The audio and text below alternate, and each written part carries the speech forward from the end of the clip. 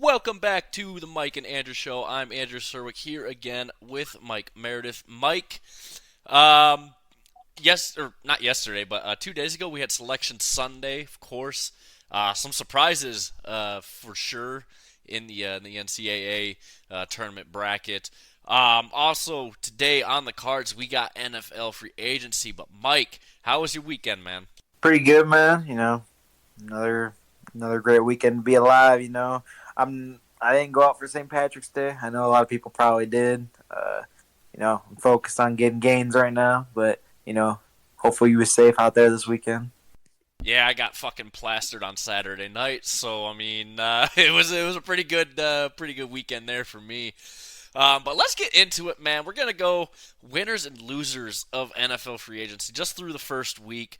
Um, this is an article from Sports Illustrated that came out yesterday, so we're gonna get right into it. We'll start with the winners, then we'll hit the losers afterwards. Um, so first winners that they have here is the Houston Texans. Oh, for sure. They're one of the biggest winners for sure. Um, they're taking full advantage of the fact that Stroud's on his rookie deal and he's got quite a few years on that. So they're all in it, man. They are gonna be fucking scary the next couple of years. Um, but they picked up Daniil Hunter with a trade from the Vikings. This was huge for them on that defensive side of the ball. Um, yeah, I mean, it was a huge, just great addition for them there. They might be the team that might knock off Kansas City this year, if I'm being completely honest, because they're young, and if C.J. Stroud can produce like he did last year, yeah, I think it's very possible because that window in Kansas City is closing. They might have another year, maybe 2 years, to win another Super Bowl. But that window's closing, and it's closing fast because, I mean, you see it already in their free agency this year's. They're trying to bargain with players, trying to keep everyone as well as they possibly can. But Houston, man, this window's opening for them to become the top dogs of the AFC over the next couple of years. For real, man. They're kind of looking like Cincinnati, just like young, up and coming team with franchise QB making moves. They got Daniil Hunter going to be working him and Will Anderson on the edges. They're going to be insane. They picked up Joe Mixon for basically nothing. Um, they are still making moves out here, and I think that they have a really good chance of making the AFC Championship, if not the Super Bowl next season. Yeah, the signing or the trade that they had for Joe Mixon, it helps because that gives another weapon for the Texans to use. Mixon can catch it out of the backfield as well, so that's just another player for Stroud to throw to. And yeah, I mean, their offseason could not have been more perfect. They capitalize on all the cap space that they have. And yeah, just yeah, A plus for sure. Another winner here, the Atlanta Falcons. Obviously, the big one is signing Kirk Cousins, 4 years, $180 million. That's a really good deal for Kirk Cousins. And they get weapons for him as well. Yeah, they just look really good this offseason. Excuse me. This offseason for them has been really good. Um, they flipped Desmond Ritter to the Cardinals for Rondale Moore. That helps. That gives Cousins a weapon to throw to. And he has weapons already. He has Bijan, of course. He has Drake London. I mean, Atlanta's going to be scary this year. I think they are definitely, at least in my opinion, they're my favorite to win this NFC South. Yeah, Atlanta's finally making moves. maybe paid a little bit too much for Kirk Cousins, just because he's kind of older and he's coming off an injury, but that talent now that they finally have someone at QB that they can rely on, because I know I just said that he's coming off an injury and he's kind of uncertain, but I mean Kirk Cousins is proven to be about as average as they're going to get. And that's what they need right now, is something that's consistent, because they've been trying to find that next QB after Matt Ryan left, and it's just not working out. They tried, Desmond Shitter. They tried Taylor Heineke. It's just not working. They need to find someone that can fill that role, as they have the weapons. They got the talent on offense. It's just finding a QB at this point. Yeah, and what's interesting about the Cousins deal is that it's not necessarily a bad contract to try and trade with someone.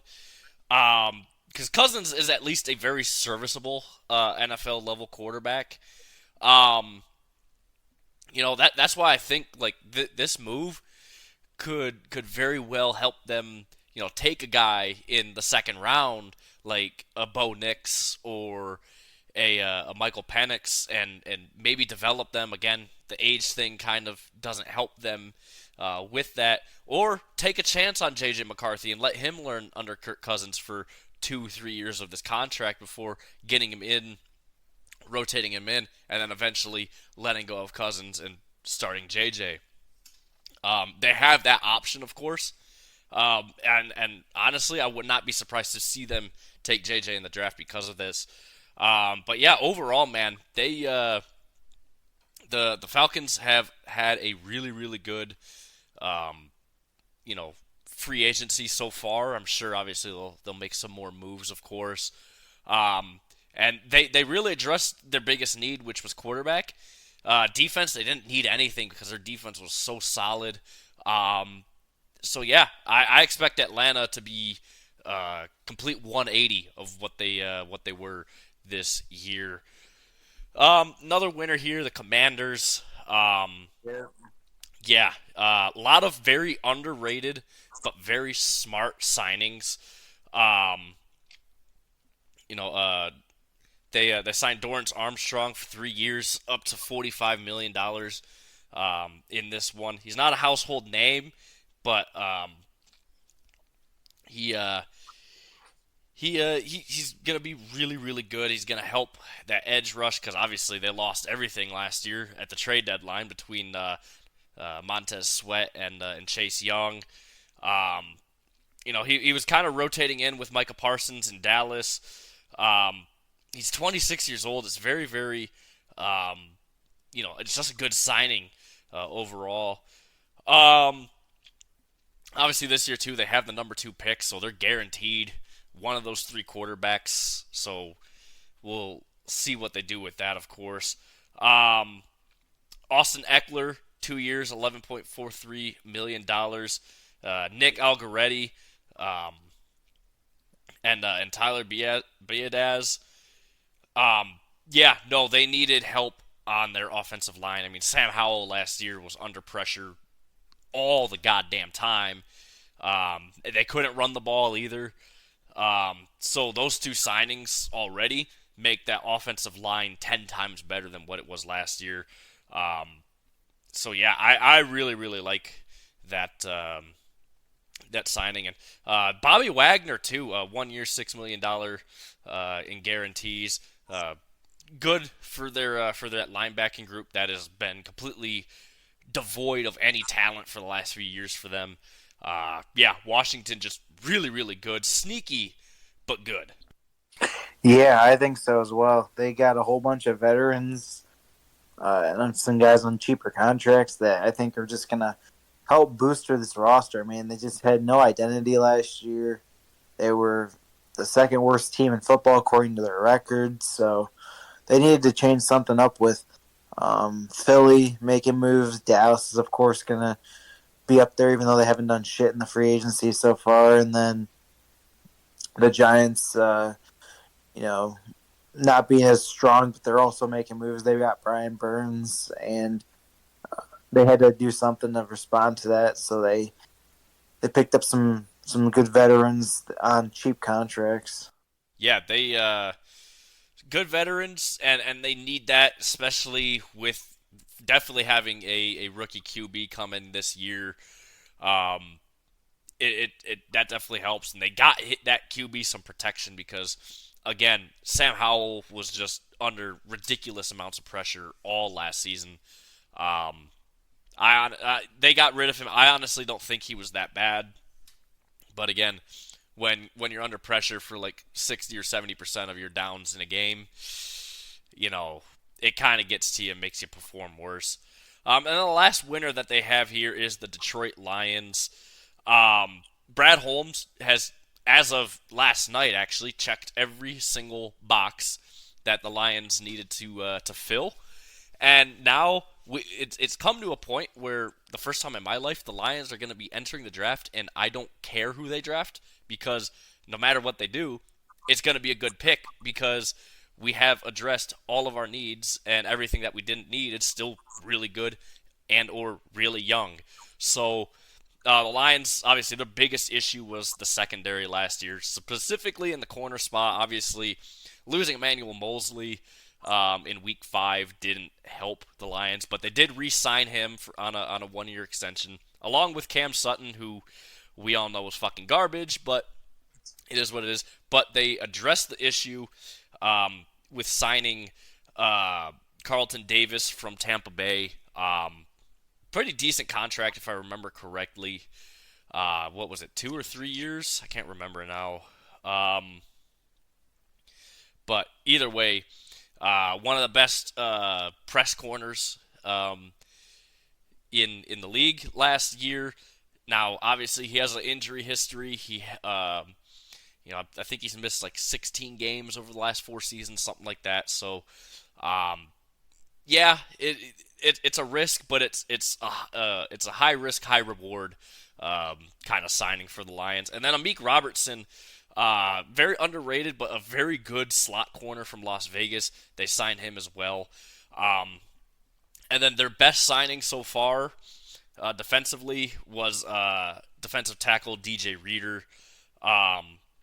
That's huge. Yes, he's coming off now his second blown out quad, and that's a very tough injury to get over. But he does a whole lot as a defensive tackle. This defensive front for the Lions is going to be really, really interesting to see how Aaron Glenn schemes it. Because if you have both these guys, Aiden Hutchins and DJ Reader, on the same side, one of those two is going to be not be double teamed here. So it'll be interesting to see what they do with that. But yeah, no one's gonna run on this team up the middle now. That's for sure. Especially with having DJ Reader there, and DJ Reader, while he isn't a true pass rusher, he can make a pocket collapse. So yeah, this is a plus signing for the Lions there. And then also yesterday last night they signed what's his name? From the guard from Baltimore. I can't think of his name right now. Let me see. Pull it up real quick. Yeah. I didn't hear about this one, to be honest with you. Let me. Where was it? Oh, Kevin Zeitler from Baltimore. Pro Bowl guard. Had a Pro Bowl season last year, or this past season, I should say. Adds veteran depth to that offensive line. He plays the right side, so they're going to have to make some adjustments there. But, this Lions offensive line is top 2 in the league. They are either number 1 or number 2. You can debate between the Lions and Philly for offensive line. They're top 2 offensive line for sure. Because this just adds, like I said, a veteran piece. And for the Lions, if they draft a guard at 29, I'm not mad. You get depth for that guard position. So if one of those guards go down, you have a really good, solid guard to step in. And it also extends the Lions Super Bowl window that they are in. And there's some thoughts I have on what someone said the other day about the Lions Super Bowl window. But anyways, Lions, a huge, huge offseason so far. Like I said, they can draft anyone. I won't give a fuck who they draft because no matter what, they are adding just depth to the to that roster. Yeah, I mean, you basically hit everything I wanted to kind of touch on with the Lions here. I mean, yeah, they basically filled a lot of the holes they needed. Guys who either left or just weak spots on the team. Now they can just kind of coast into the draft and pick up whoever they kind of want, to be honest with you. Yeah, it's really interesting. I mean, Brad Holmes said it himself. You address needs in free agency, and you just build, or you take best player available in the draft. And now he truly can do that this year. So, yeah, it's interesting waters as Lions fans. It's a place where we haven't been in decades in terms of just being able to just draft whoever we want, and the team will be fine. Um, so yeah, that's your winners so far for NFL free agency. Now we move on to the losers, and the first one they have here is the Carolina Panthers. Just more head scratching decisions. Um, you know, this team, I don't know what they're doing. I really don't. They haven't done um, really anything to address, well, anything in the in free agency. Nobody wants to play for them. It seems like. Um, Obviously they didn't get a single first round pick when they traded Christian McCaffrey. I mean, That's that's a ridiculous. that's a crime in amongst itself. Um, they traded Burns and they get nothing for him as well. I just don't know what Carolina's doing. I mean, and they don't have a first round pick this year. So yeah, it's I don't know what the fuck's going on in Carolina, but yeah, just one of the biggest losers for sure. Yeah, they lost pieces and their front office. There was the meme. It was talking about Brian Burns. It was like, I don't know if this actually happened a few years ago, but I'm pretty sure that some team offered one, maybe even two first round picks for him. There was like a first round pick and some guy who was a first round talent. Yeah, Someone who so went in the so first round. the Rams offered them two first round picks in 2022 for Brian And they Burns, declined. and they declined Yeah. it. I Bro. And then now you get and like now they send him to the Giants for second and fifth round picks. That's embarrassing. yeah, that's just horror. I mean, dude, they're looking more and more like the worst run team in football right now. You take Bryce Young over C.J. Stroud when Bryce Young just you never take a small QB, especially number one. It just you don't do it. The owner he's throwing his drinks on people during the games. Uh, just bad trades that they could have got a lot more value on back a few years ago. Carolina's looking really bad right now. Yeah, you hit the nail on the head. Don't sign small QBs. Shout out Kyler Murray. Um, so yeah, moving on here. The Eagles. They're losers here because they made splash moves, but they're very very risky. Um, you know, they found a way to retain Josh Sweat, which is obviously very good for that defensive front. Um, but that said, the Eagles have overpaid a lot of players. I mean, they overpaid for C.J. Gardner Johnson. Um, of course. Just yeah, a lot of the guys that they retained or brought in, they just kind of overpaid. Um, and the question is is Nick Sirianni possibly the problem in Philadelphia? Now I know they obviously last year they lost coming into the season they had lost both offensive and defensive coordinators. So obviously a lot of things scheme wise changed for them, but overall, I mean, yeah, this offseason for them has been very questionable. I personally wouldn't say they've been losers in this year, but I wouldn't say they're winners either. It's kind of middle of the road. Lot of risky moves, a lot of overpayments here for Philly.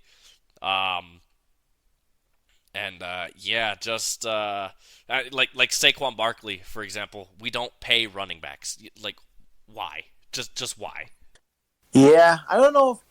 The thing with Philly is, yeah, they may have overpaid for sure, but at least they're making some moves, and they are boomer bust players like C.J. Gardner Johnson, Saquon Barkley, Devin White.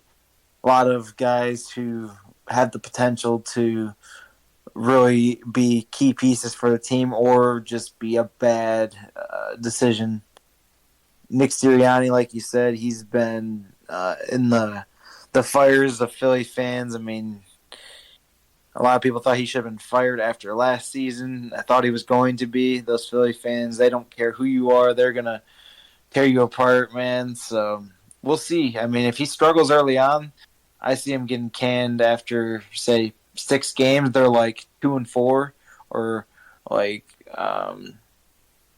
just underachieving in games. I think that he's going to be fired, man. Yeah, I think it's very possible he could be. But that said, I think the GM should be fired too for these very, very careless signings. Um, like I said, paying Saquon Barkley 3 years, 37.75 million. You're overpaying. We don't pay running backs. You fucking use their rookie contract and off to free agency you go. That's what the good teams do. Um, they have here the Chicago Bears as losers.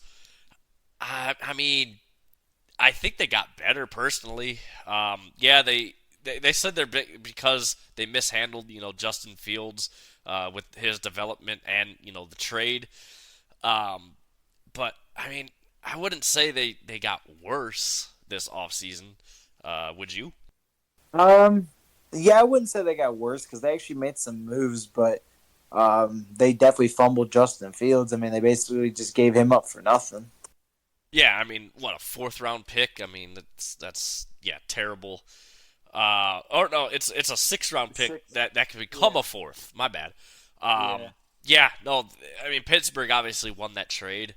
They can develop him a year behind Russ, and if Russ goes down for whatever, or just is straight up ass, because well, he's kind of ass now.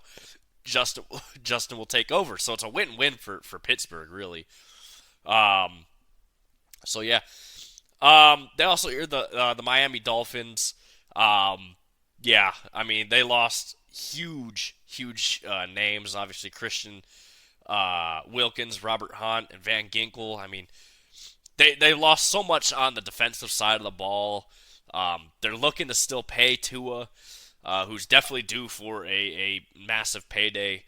Um, they've been kind of all in, and now they have to let a whole bunch of people go, and they're trying to win with offense, but you don't win championships with offense. You win championships with defense. I mean, look at Kansas City for that's the model. Their defense won them the Super Bowl this year. Um, so yeah, I mean, yeah, Miami's just a big loser this year, plain and simple. I mean, losing so much on defense. They didn't really lose a whole lot on offense, but I mean, still they lost some big names there as well. Um, Although they did sign Kendall Fuller, which definitely helps their secondary out big time. But yeah, man, Miami not looking good. Yeah. Um, it's tough, man. Again, another team that's been making signings, but just again, kind of picking up players on not favorable deals. Yeah, it's yeah, I don't know what they're doing. I mean, management is bad. I mean, nowhere near as bad as what's going on in Carolina. But No. fuck me, man. This is a terrible roster right now, especially on the defensive side of the ball for Miami. That's all they have for winners and losers. I do have one loser personally. I think everyone can agree on it. It's the Dallas Cowboys. Yeah. They have done. Hanging around, doing nothing. What are you doing? Me? just hanging Just hanging around. around. That's basically what the Dallas Cowboys have been doing this offseason. No signings really of no haven't really lost anyone either. And I think part of this is maybe Jerry Jones realizes that their Super Bowl window is pretty much closed. I mean, Dak is not the guy. You're He's not just that not. guy, pal. You're not that guy. Trust me, you're not that guy. He's not the guy. He's not going to lead them to the glory land, and they have to start paying.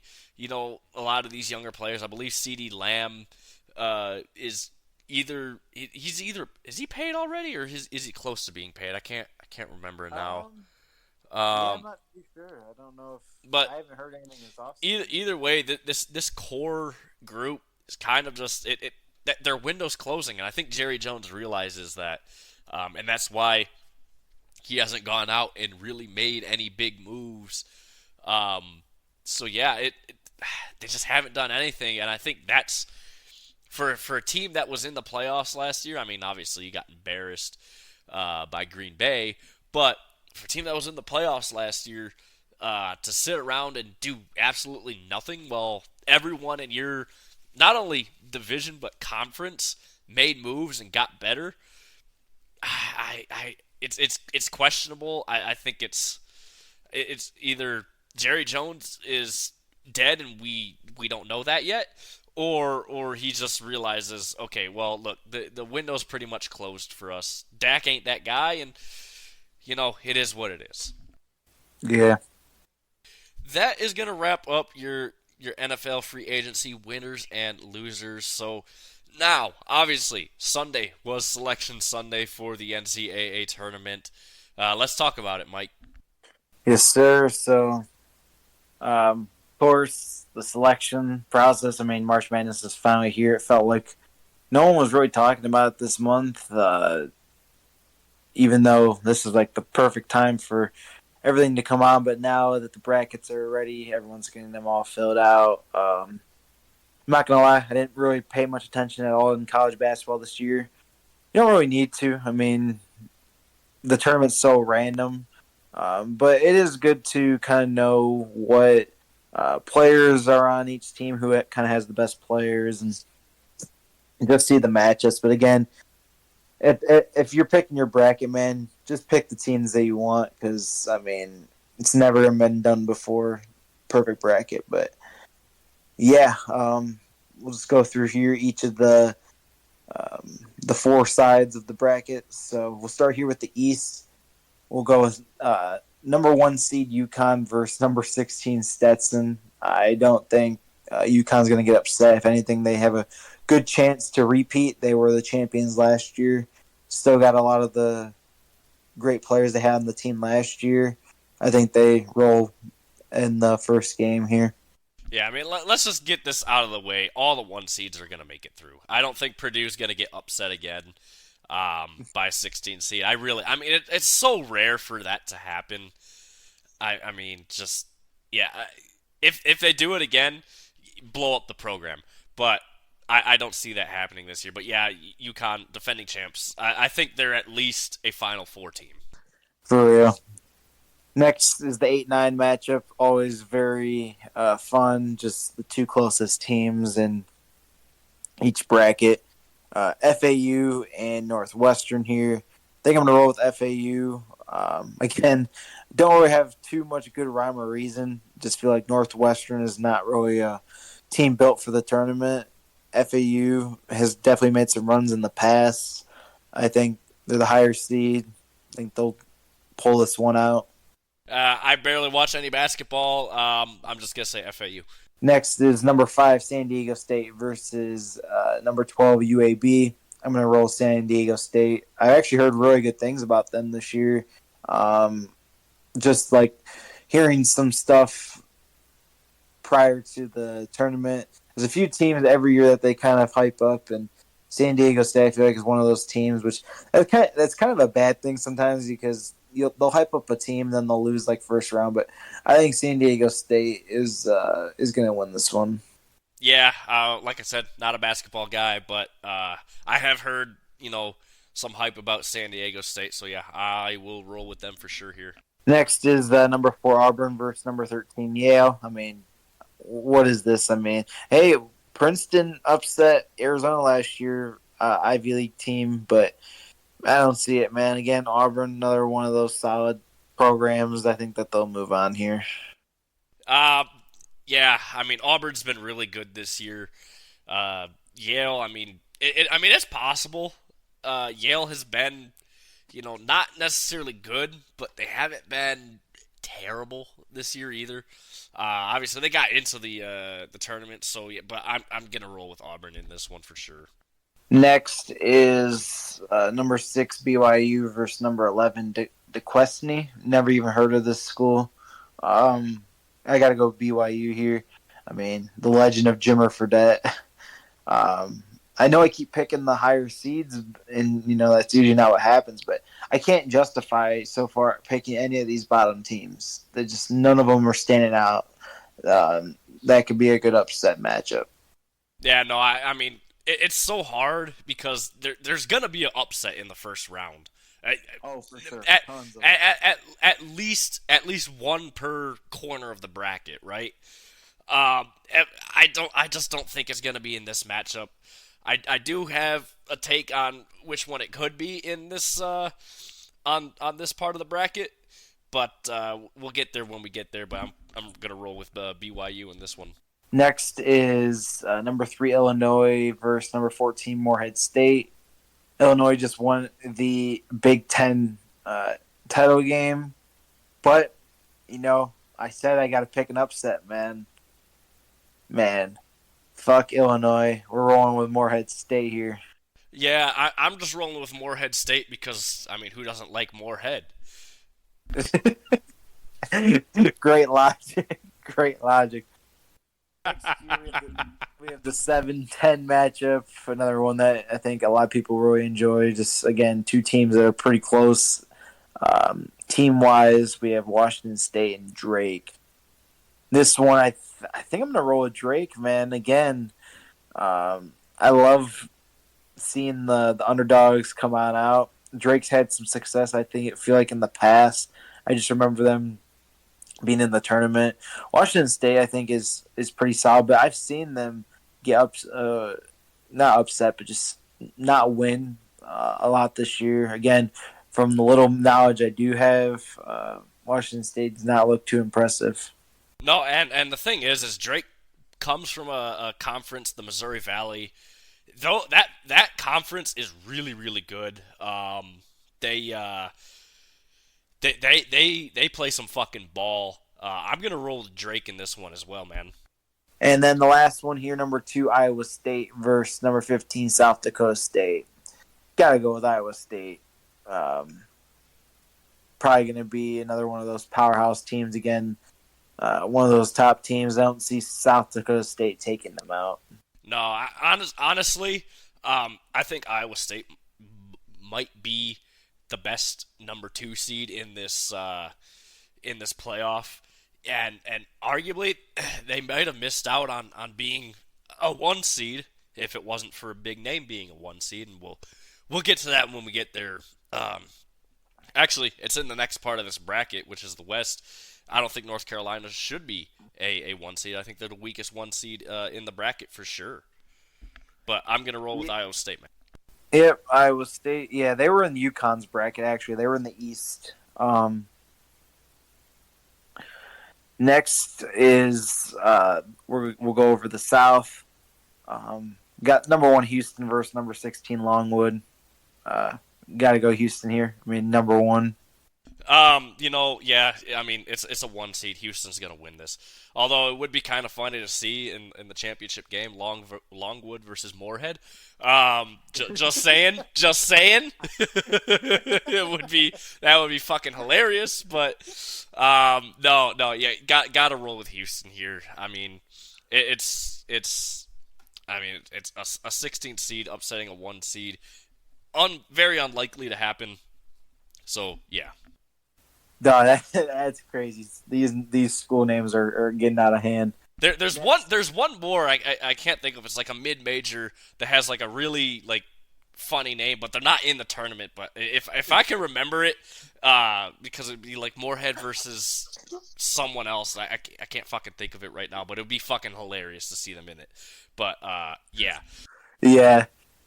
Next 8-9 we have Nebraska versus Texas A&M. I'm gonna roll with Nebraska. Fuck Texas A&M. Yeah, Nebraska's actually been really sneakily good this year. At least in terms of just what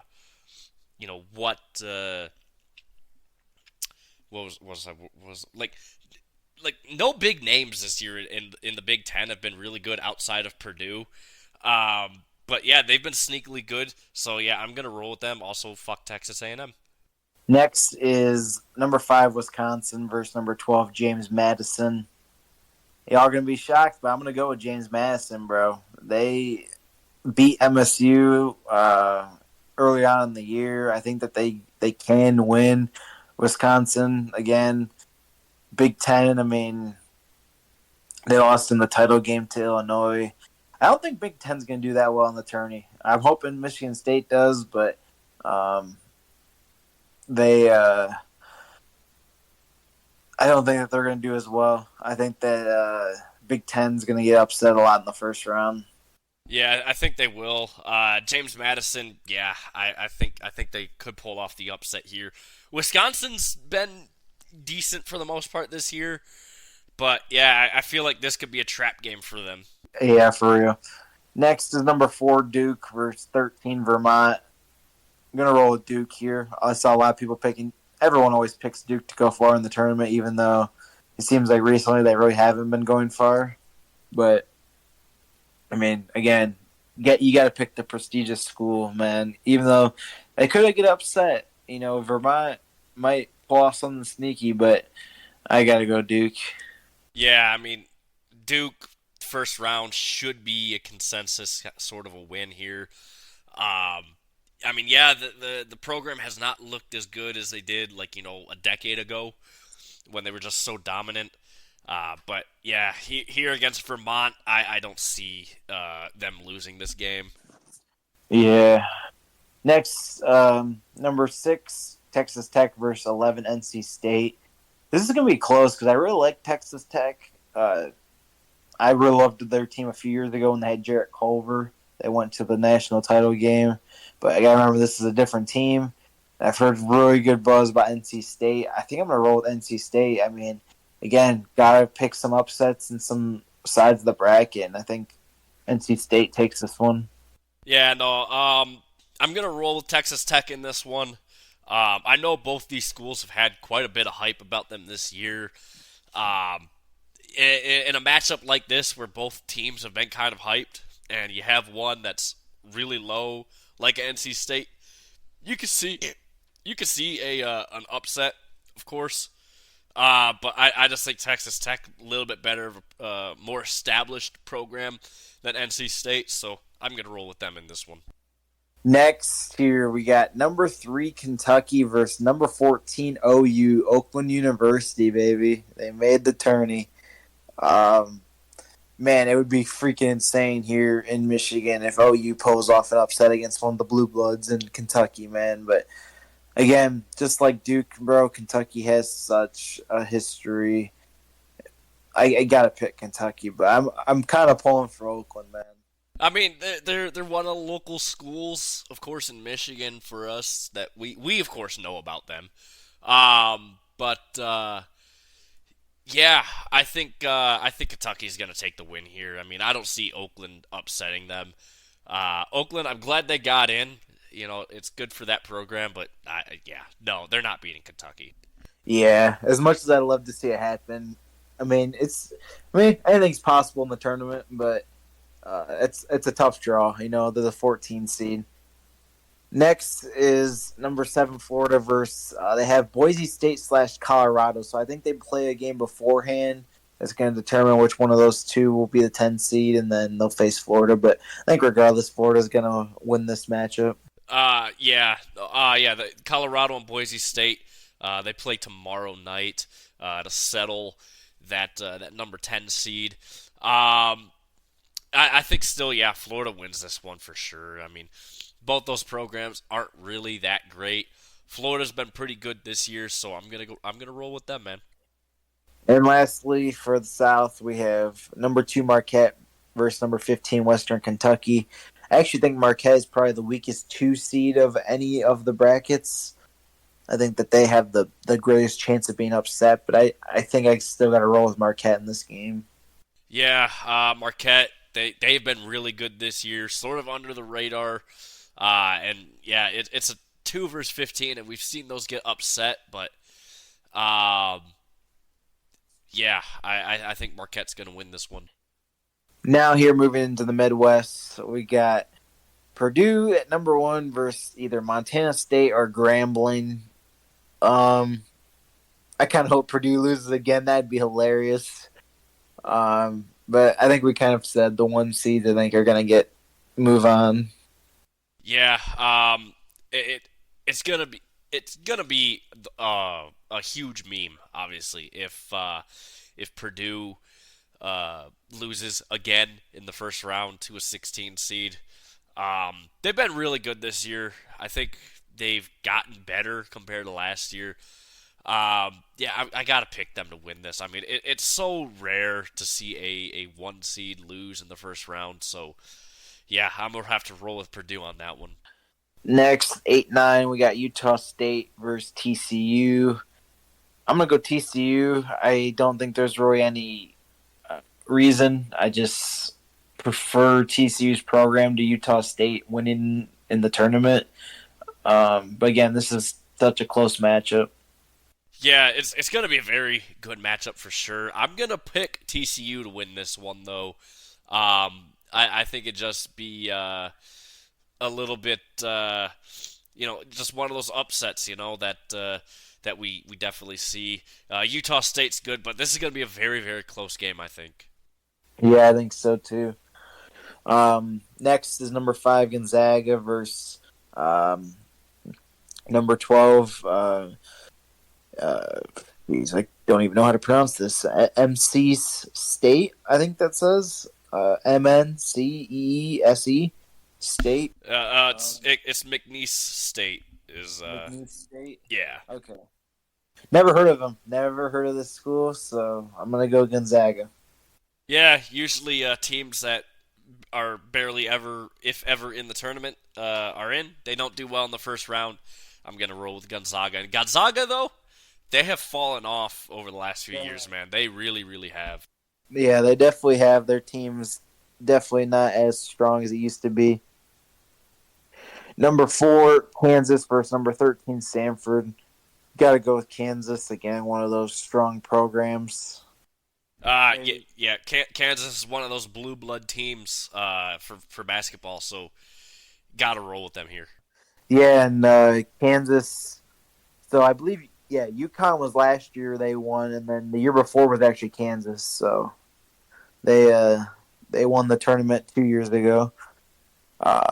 Next is South Carolina, number 6 South Carolina versus number 11 Oregon. Uh, man, this is tough because I'm looking at some of the other matchups and I don't see another upset. So I think I got to pick Oregon just for the fact that I got to take an upset here in this bracket. I'm gonna wait to give you my upset here, but I'm gonna pick South Carolina on this one. I think these teams are just in two different worlds. I think South Carolina is much further ahead than Oregon is right now. Next, we have number 3 Creighton versus number 14 Akron. Gonna go Creighton here. I mean, fuck Ohio, fuck Akron, Ohio. Yeah, I mean, look, Creighton's actually a good program. Akron, fuck Ohio. Yeah, gonna roll with Creighton here. Next, number 7 Texas versus number 10 Virginia CSU. Texas is back, right? Right? Not in basketball. Yeah, no, Texas is losing first round. Put money on it. Damn. No Texas is back for you. No, they're back in football. They are not back in basketball. That is a football school. Always will be a football school. Yeah, no, Texas is losing first round. Hey, Alabama's kind of turning into a basketball school now too. I mean, yeah, but they're always going to be a football school. It's just like Michigan. It's not a basketball school. It's a football school. We'll see. Last one here is number 2 Tennessee versus number 15 St. Peter's. I think y'all remember St. Peter's, man. They actually made a run as a, I believe I don't remember if they were a 15 or a 16 seed. I think they were 15 a few years ago and actually made some noise. I think they won 2 games, so they made it to the Sweet 16 as a 15 seed. But I got to go Tennessee. I think the best player in the country plays for Tennessee, Dalton Connect. Uh, I think that Tennessee is another one that's been hyped up as being one of those top teams. So I got to roll with Tennessee. Yeah, I'm gonna roll with Tennessee. As much as I hate that school, I gotta roll with them here. I mean, yeah, they got the best player in the country right now. Although, St. Peter's has a history of making a run as a pretty low seed before, so I expect this game to actually be a lot closer than you expect. But yeah, I think Tennessee wins this one for sure. And finally, in the West, we have number 1 North Carolina versus number 16 Howard or Wagner. I mean, again, Howard or Wagner. Wagner's in. Wagner got in. They won that game. Right? So, Oh, they did. yep, Okay. they beat Howard 71-68 today. Yeah, they can barely beat Howard. So, good luck against North Carolina. North Carolina, I think, is the weakest one seed. I do too. That's why I think Iowa State is. I mean, they're the top 2 seed. I think they should honestly be a 1 seed, and North Carolina got it, and I think they got it based off of name recognition alone. For sure. I mean, Iowa State has the tougher schedule, which the people who did the selection said they care about, but clearly they didn't when it came to picking North Carolina over Iowa State. But yeah, no, I think North Carolina, as good as they are still, they're not going to lose to Wagner here. Yeah, next year we got the matchup I've been waiting for: Mississippi State, number 8 versus number 9 Michigan State. I gotta go roll with Michigan State here. I don't know if they beat North Carolina next round. Again, though, you said, like I kind of said too, the number 1 seed North Carolina is the weakest of them, but still, it's North Carolina. But if they can, they just gotta win the first one because this 8-9 is gonna be tough. Yeah, no, I'm going to roll with Michigan State. That said, I'm honestly surprised Michigan State is a 9 seed at all. I thought they would probably be a 10 seed. Yeah, that's what most people were predicting. But they got a 9 seed, and I think it's just due to the fact that they had such a tough schedule to start the year against really good opponents like North Carolina, and I believe they had Duke earlier this year as well. I can't remember now completely. But yeah, no, they get in as a 9 seed. They are favored in this matchup. I'm gonna roll with them, of course. But yeah, I don't see them getting out of the second round. I mean, North Carolina might falter though. You never know. Shit can happen in this tournament though. Maybe we have a classic, a return of classic Tom Izzo in this tournament, and he gets them somehow to the Final Four. But I'm yet to see. I think Tom Izzo's done after this year. I really do, man. Yeah, I mean, definitely past his prime coaching. But dude, if they get past North Carolina, yeah, it's wide open for them to get to the Final Four. To be honest, or at least to the Elite Eight. I mean, at that point, all you'd have to do is probably beat either St. Mary's or Alabama, who we'll get into their games. So number 5 St. Mary's versus number 12 Grand Canyon. I'm gonna roll St. Mary's here. Yeah, no, St. Mary's has been actually pretty good this year. They're a little bit lower than I thought they would be. I thought maybe they could get a 4 seed here, but they got a 5 seed, which isn't bad. I think yeah. This game it might be the game of an upset, but no, I think St. Mary's moves on here. Yeah, St. Mary's just beat Gonzaga recently, so I know that was a big game for them. Number 4 Alabama versus number 13 Charleston, taking Alabama. They're turning into a basketball school. Yeah, they are. It's weird to say Alabama's a basketball school, but right now, I mean, their head coach is the superstar of the school because Nick Saban's gone. So like everyone's attentions now is going to be on basketball unless Caitlin DeBoer can carry on what Saban started. But yeah, no, I'm gonna pick Bama to win this one. As much as I fucking hate that school, I don't see them getting upset in the first round. Next, we have number 6 Clemson versus number 11 New Mexico. I'm gonna go with New Mexico here. I've heard good things about New Mexico. Someone was calling them the most underrated team in the tournament. I feel like Clemson hasn't really shown out much in this year, but again, it's gonna be tough for the upset. Yeah, I'm gonna roll with you. I saw the same thing where someone said, yeah, they're the most underrated team in this tournament. Like I said, I'm not a basketball guy by any means, but if someone's telling me that a team is underrated in a tournament and should be seeded much higher than they are, I'm gonna roll with that information. So yeah, I'm gonna pick New Mexico because also fuck Clemson. Number 3 Baylor versus number 14 Colgate.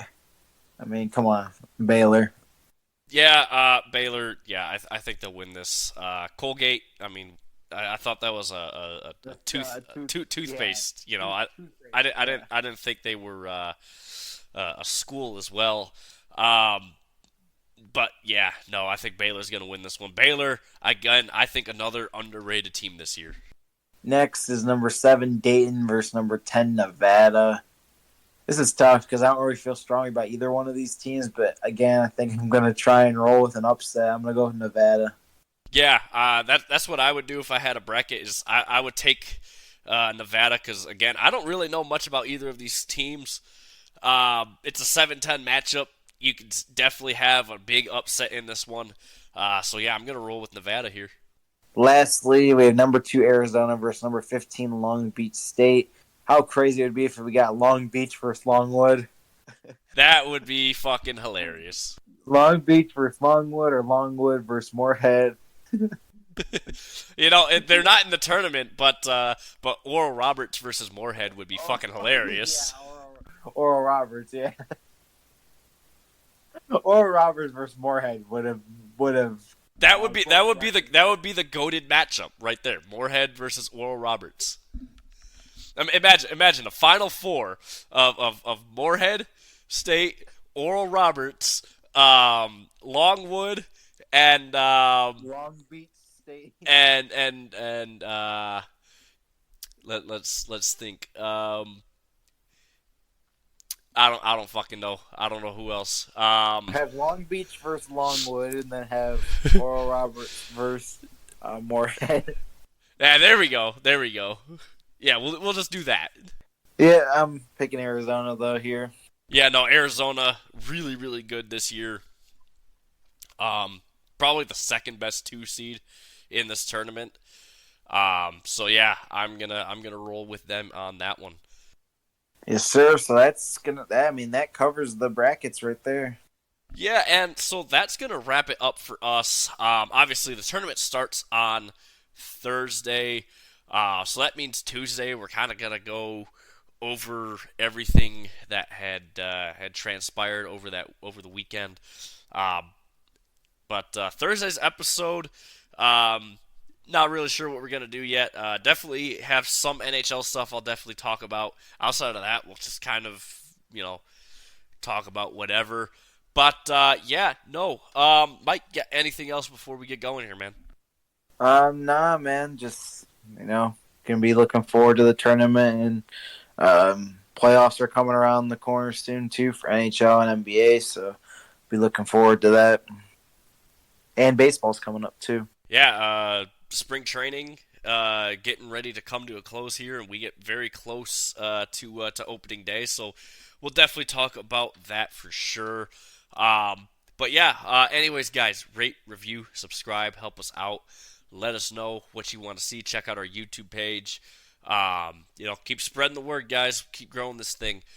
Thank you guys again so much for listening, and we will see you guys on Thursday.